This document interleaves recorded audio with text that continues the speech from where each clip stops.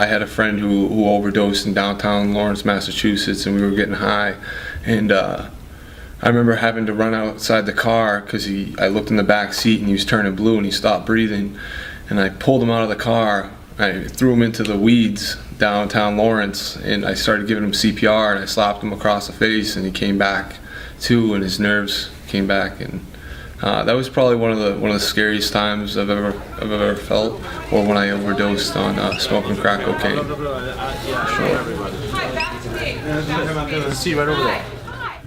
So the reason why I come into the high schools is I have a story to tell, where at one point in my life I was against drugs and alcohol, and I fell victim to it. And the only thing I have to offer, I feel, to other students and the upcoming generation is my story and the tragedies that happened in my life from the use of drugs and alcohol. Born in Nashua High South. Thank you for letting me come and speak. So I guess my rock bottom was a year after a good friend's death.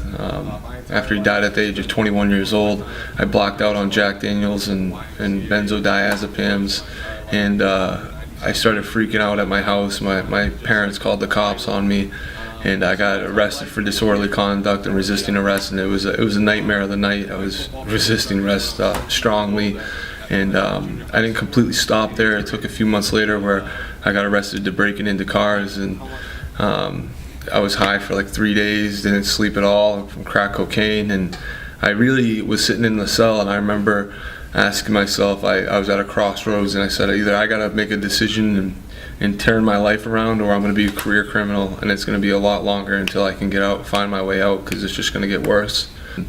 Coming back, it breeds a lot of memories, good memories, some painful ones, but at the same time too, I'm just glad to come in and share my story with others, and hopefully it'll have an impact on some of the students. I remember being in Mrs. Valukh's class, health class, and learning about drugs and alcohol, and remembering that I remember making jokes about heroin, specifically heroin, and never thinking that, like, hey, that could be me. It was the farthest thought from my mind. I never thought that it could happen. I didn't even think it was possible.